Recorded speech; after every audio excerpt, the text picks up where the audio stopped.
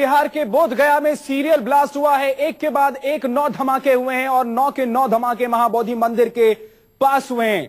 महाबोधि मंदिर पर हुए आतंकी हमले पर लालू प्रसाद यादव का क्या कहना है, आइए आपको सुनवाते हैं।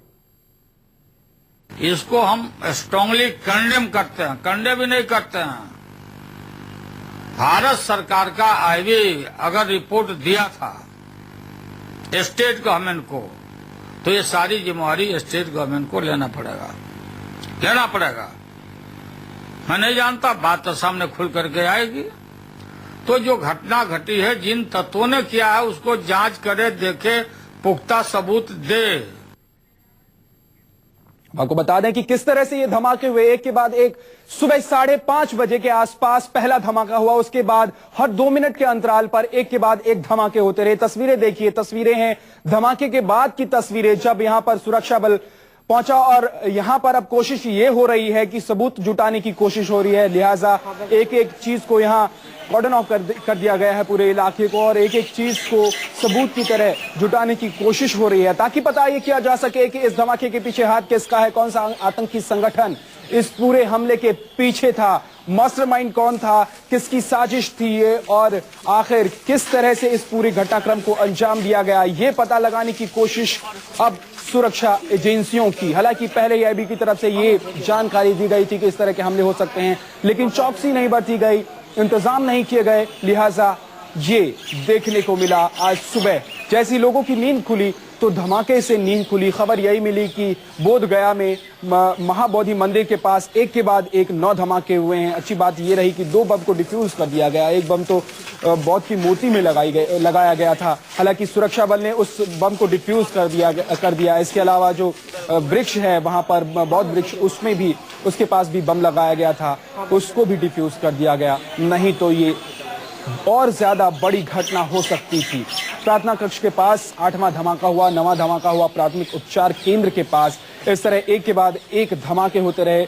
5:20 पर पहला धमाका हुआ, दूसरा धमाका हुआ एम्बुलेंस की टंकी के पास, और मुख्य मंदिर के पास तीसरा धमाका हुआ, और इसके बाद जो चौथा धमाका था वो तारा देवी मंदिर के पास हुआ। तो मतलब इर्द गिर्द आसपास में ही सारे धमाके हुए। लो इंटेंसिटी बम ब्लास्ट था, लेकिन 2 विदेशी भिक्षु, इसमें बौद्ध भिक्षु, घायल हो गए।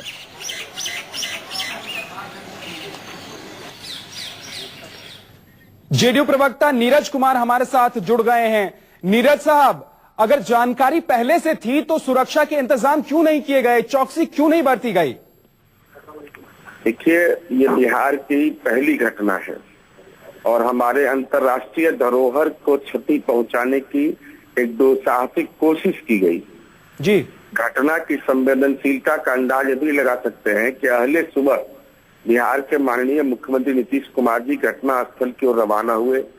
पुलिस विभाग के वरीय पदाधिकारी रवाना हुए।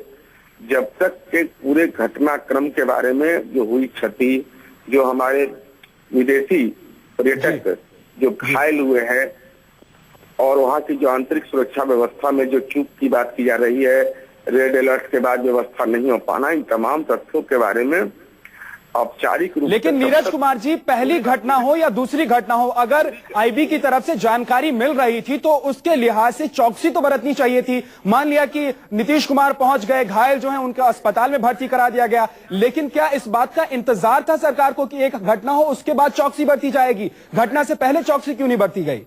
क्योंकि आपने बीच में ही इंटरप्ट कर दिया जी। मैं आपकी सारी बात को मैं ही बोल रहा था जी। जरूर जरूर। कि रेड अलर्ट घोषित किया गया जी। सुरक्षा संबंधी मानकों का अनुपालन नहीं हो पाया, घटना हुई, घटना में विदेशी पर्यटक हमारे घायल हुए, अंतर्राष्ट्रीय हमारा धरोहर है, बोधि वृक्ष को नुकसान पहुंचाने की कोशिश की गई, लेकिन पूरे घटना का जब तक के ब्यौरेवार विश्लेषण नहीं कर लिया जाए तब तक अभी औपचारिक मंतव्य दिया जाना संभव प्रतीत नहीं होता है। जो ही तमाम तथ्यों को संग्रह कर करके हम तमाम लोगों को निश्चित रूप से बिहार वासियों के लिए चिंता का विषय है, हम अवगत कराएंगे इस बात पर। लेकिन नीरज कुमार जी, क्या आप इसको सरकार की नाकामी मानते हैं, प्रशासन की नाकामी मानते हैं? तो तमाम जब रेड अलर्ट घोषित किया गया, वहाँ जो पदाधिकारी पदस्थापित उन्होंने कर्तव्य निर्वहन किया या नहीं किया। शुक्रिया नीरज कुमार जी हमसे बातचीत के लिए। तो प्रवक्ता जेडीयू नीरज कुमार कह रहे थे कि घटना की जानकारी थी, लेकिन उसके बावजूद जिस तरह से इंतजाम होने चाहिए थे वो इंतजाम क्यों नहीं किए गए, ये सवाल खड़ा होता है।